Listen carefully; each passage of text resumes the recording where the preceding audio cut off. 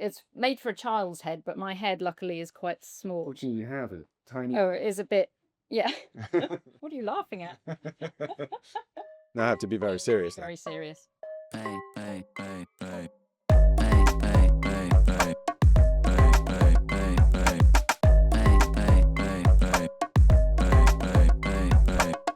Hey. Hey. Hey. Hey. Welcome to the B&A podcast. My name is Andrew Ray. I'm an illustrator and animator and wannabe musician. I often do line drawings and I work on a computer, but I also do painting and I also work with... Chrissie Macdonald. I'm Chrissie Macdonald. I'm also an illustrator.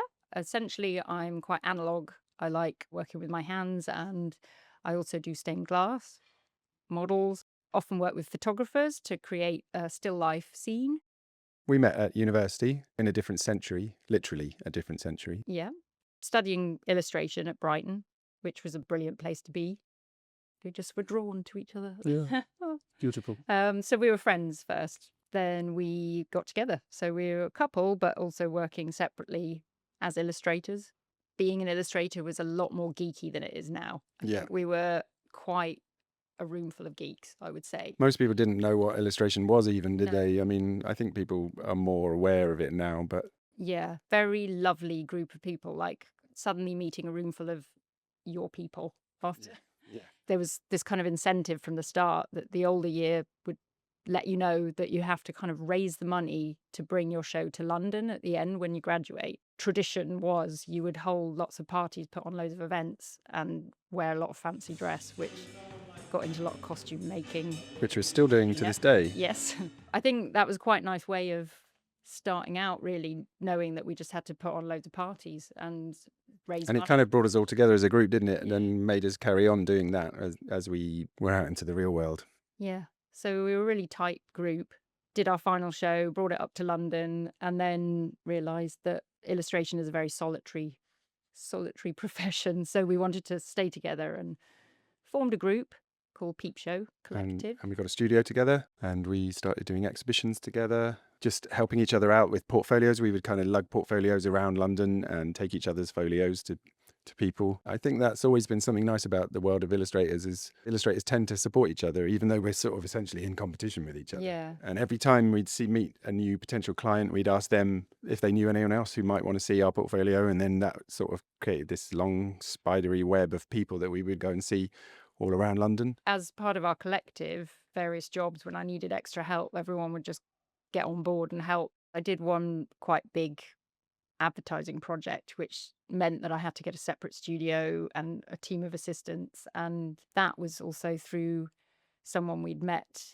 Alex Beck, actually. He was our one and only ever employee at Peep Show. He was brilliant, but he was with us at the time when I got this job. And I was like, I need loads of assistants. It was the first time I needed like a team. Yeah. And he was like, right, you need to see them. And he put me on to all these amazing people who... And they're all... since gone on to do, good friends, they're really good friends, and they've gone on to do amazing different avenues of their career. You know, when I needed a tiny life jacket stitching for my little figure, Lucy, who's good on the sewing machine, would come along and do that. And so we've kind of always got each other involved. Or if we needed furniture and display things made for the exhibition we did at Somerset House, we could get in friends and people who we knew, like Kev Rice helped us out building all that. It just always felt like very supportive, and the opposite of feeling like a solitary illustrator, which a lot of the time it can otherwise be. Built our first website, which was quite unique at the time.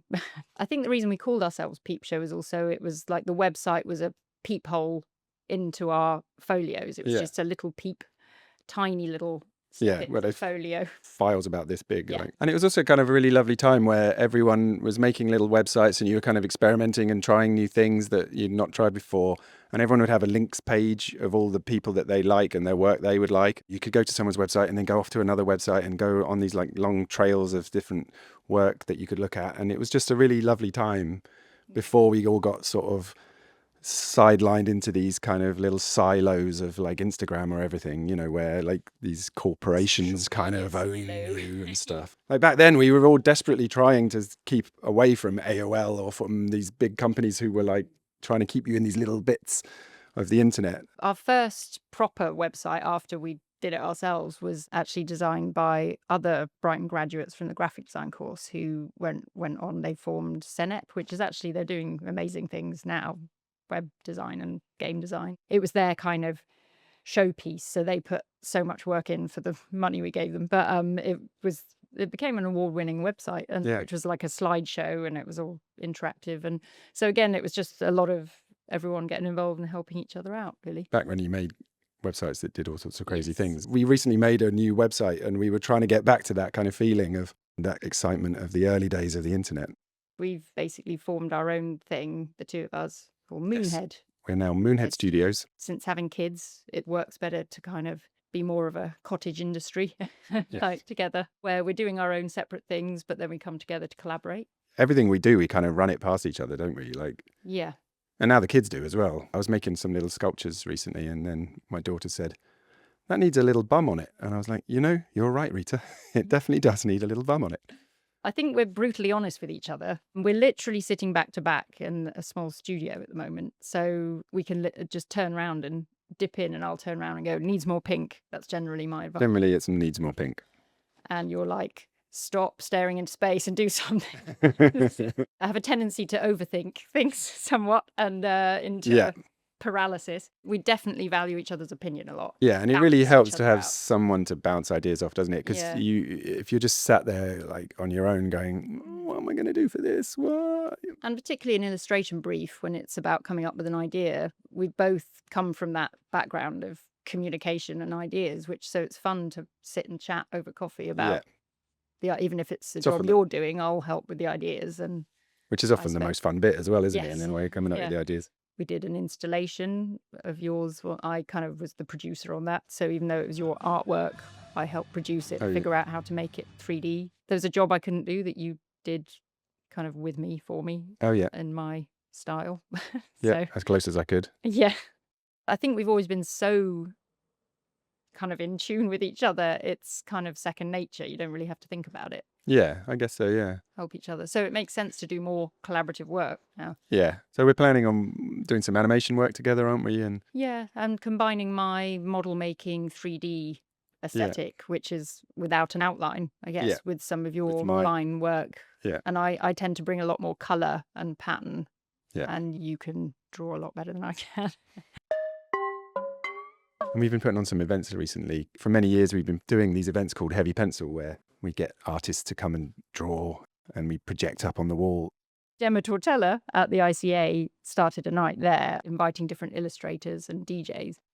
And then when that ended, everyone loved that kind of experience of all coming together and having a nice night together, that you asked if you could continue it. I think because of the culture of having to organise events while we were at university and raise money, it was in that kind of mindset when we left. Yeah, and I think as a part of our collective, we had gotten used to kind of working together and making artwork in a room together. So it's nice to try and bring that out into the world and put on events where people can come and join in and not get too precious and just make stuff and see what happens. And there's something really nice about making work next to someone else and seeing how they do it. And even when you're using the same paper and the same pens, you see what a different kind of line someone can make, how different it is when it comes through someone else's brain. And it's also just like a social club, really. And it's just, we like making artwork. Yeah. And so why do it alone all the time when you can go out and make that part of your social life? Instead of just going out and getting drunk, you can go and make art together and get drunk. I feel like a lot of people, especially post-pandemic, have kind of had a need to get out again and meet up in the real world. So I think that's been a really positive thing. Actually, having done quite a number of live events with adults, our demographic now is we hang out with kids all the time and their parents. And we thought it'd be great to put on an event for the local kids and parents to raise money for our kids' school. So that was like a real success because people are just crying out to have. And then it ended up being really fun because the kids was coming over to me. So I was drawing on a table and then it was projected up behind me. But the kids would just be coming over and saying, "Draw this, draw that." And they all started just challenging me. And then they were trying to make it as difficult as they could. So one of the kids was like, draw a three-headed banana wearing sunglasses who's surfing. And you did it. I'd never drawn that before. We live on a social housing estate and we used to put on various creative workshops, didn't we, for the kids. and really enjoyed that. And that's how we got to know a lot of our community. Yeah. But then had kids and just got too busy. So ironically stopped doing that as soon as we had kids. And then But we built a little city, didn't we? A little cardboard city of city of the future. We made costumes and hats and so we're going to revive that again, I think. We were lucky to grow up without devices and screens. So it's quite nice to try and provide some experience in the real world that doesn't involve a screen. Trying to get except them for the projection screen. Trying to get them to create instead of just consume. Yeah. But I think now there is so much emphasis on creating content that is all well and good. But I think a lot of kids are becoming more obsessed with that too. So they're creating, but for the purpose of putting it online. Whereas I think we're also trying to encourage creativity for creativity's sake. It's almost like you're learning how to think as opposed to how to make an end product. Yes. And it's in the process. The process is the important part. Yeah. To just be free creating and not have to necessarily think what the end game is. To enjoy it. The nature of being an illustrator is this balance between commercial communication and being an artist. So it is being a commercial artist. Ultimately, you're not just sitting in a room painting for the sake of it. I think as an illustrator, you tend to have an audience in mind when you're making something. You tend to have an idea of who you're making it for, as opposed to just pure creativity. Yeah. And there's a format. You know it's going to be a certain size in a certain publication or... Yeah, and often those kind of limitations are the thing that really help you come up with an interesting solution. Because if you know something has to be really long and tall and thin, then that kind of forces you down certain routes that you might not otherwise go down. How do you balance your personal practice with the commercial work? I used to find it hard to balance the two, especially when you get really busy with different client jobs. You suddenly start feeling like you're losing your personality and you're not sure if what you're doing is you anymore. What I tend to do now is I do a lot of sketchbook work or a lot of drawing. And most days when I start, I'll sit down and I'll just do a bunch of warm-up drawings, essentially just letting my brain do whatever, like let my hand do the work and see what comes out. And that just kind of loosens you up and gets you into it. I mean, quite often I'll sit and play the guitar as well to get my head into the right way of thinking, or I go for a long walk. And then once you're nice and calm and you've slowed your heart rate down, you can sit and draw and the work just comes out on its own much more easily. Whereas I used to sit down and I'd be trying to force things out and getting all stressed about it. But actually, I realize often that when you sit back and slow down, then it comes out on its own in a way. Just as it's time to pick up the kids. Just as it's time to pick up the kids. Which is the work-child balance is interesting. We've always been night owls, so it's tricky. We both get going at about 3:00 in the afternoon, which is when it's time to start working. So it's trying to kind of adjust to go get work done earlier in the day, and also accept that that's just who we are. Yeah. So working from home, I think, has really made a difference because then we can dip in and out. Yeah. We can still have dinner with the kids. And the kids, I'll be sitting there and working, and the kids will come up and they'll do a bit of drawing with me, and then they'll tell me what's wrong with my drawings. They always tell me, we said, "Stop pressing undo, Daddy." Well, I was like, "Isn't Daddy great at drawing?" And Joey was like, "Not really. He keeps undoing it. He keeps pressing undo all the time. He can't get it right." So yeah, true. So that's been an interesting challenge. But I think you just adapt and realise we're never going to slot into society's idea of the working norms. I mean, because I think with a lot of writers, they like to start early at like 5 or 6 in the morning when their brain's still half asleep and it lets things come out. And I think we have a similar thing about working late where there's no distractions and you can just concentrate and you can get your head down. And for me, it's like no emails, no phone calls, no one around. Once I'm alone and everyone's asleep, not just in your household, that's when I can really get anything done. Yeah. That's which has been problematic in the past. I often do through the night working. That's my process. Yeah. It's getting harder to do that now, though, isn't it? Yes.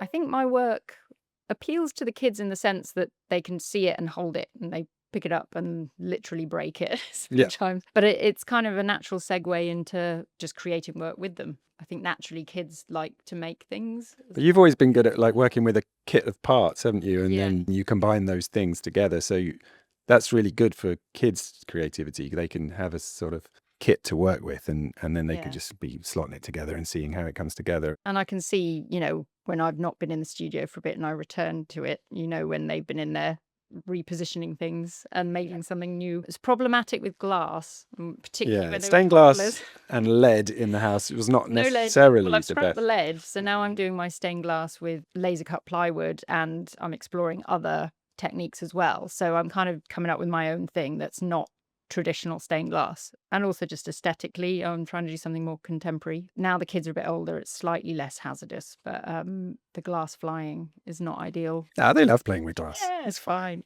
And now whenever we do workshops with groups of kids, I've got all the stuff. But even before we had kids, people thought we had kids because we are kind of like children, and I've always collected toys, and having kids, we're still not grown-ups, but it means we can play and make art together. And It's lots of fun. certainly for me, having kids, love having them, but it definitely took its toll on my mental health. And Yes. I think also being an illustrator is quite a self-indulgent career. Are you calling me self-indulgent? No, both of us. Both of us are. We've sculpted our lives around being able to suit ourselves, really. So then when you throw kids in the mix, they have to be part of society, whether you like it or not. And unless you homeschool, which I'm not capable of, it's adjusting to that. And Time not being your own. and having to look after other creatures that aren't yourself. Having been very self-involved. So Stop them falling off things. when I work, I'm all in. And then with the kids, I'm all in. And it's hard to suddenly become someone who has to just do a bit of everything. I think with our work, it's always kind of hard to get going, but once you're going, it's almost impossible to stop. Yeah. But then when you've got kids, you have to stop. Yeah. So there's all these amazing things that come with having them that have made us see the world in different ways. But it can, be an interesting balance of figuring out how to function in a And you've got to keep society feeding where them they have every to be at day. school at a You've certain got to feed them time. every day. Especially doing it a bit later in life than a lot of our friends. It's like we spend a lot of time being able to do what we want when we want. But anyway, this isn't meant to be but that's why I think after all this time of me trying to figure out my career again, I've realized why not take them along for the ride instead of trying to find somewhere to send them while I get my work. Yeah, exactly. Let's get them involved. And that's also put on events that we can do with friends that we can enjoy, that the kids can also enjoy, that we can all be part of, and make it creative as well. So last night we had a heavy pencil event. Yes, you did. And I chose to bring the children and Will, who's also one of the illustrators, His little daughter, which actually made it really fun, but also somewhat chaotic. Yeah, they definitely bring a lot of energy to the room, don't they? They're doing. Which is something we could do with. Yes. So wheelie chairs, always a winner. Yeah. Kids. Wheelie chairs. A lot of bumper car spinning. wheelie chairs. A lot of name stickers. Balloons. Over our backside. Oh yeah, I kept turning around and finding a sticker with bum written on it stuck to my bum. Yeah, which you can only, be proud of them for doing. But yes, so it's like. And they were super sneaky doing it as well. I didn't notice. So a new dynamic, different way, but with it, sometimes it's embracing the chaos, which I've never been good at doing. So I'm trying to learn. Yeah, controlled chaos. But also really lovely seeing mini second generation illustrators, illustrators. And it's very sweet working together on for them to grow up just thinking this is normal stuff that you do. And it should be. Why isn't it? We've always been people who make our own stuff happen in a way. That's the main takeaway I'd like our kids to have. I'm definitely happy for them to do whatever they do, but to know that they can make it happen for themselves a bit. Yeah, exactly. It's make things happen. Yeah. Embrace the chaos. And embrace the chaos. Thanks, Andrew. And thanks for watching. Hope you come back and watch some other people soon. Hey. Hey. Hey. Hey.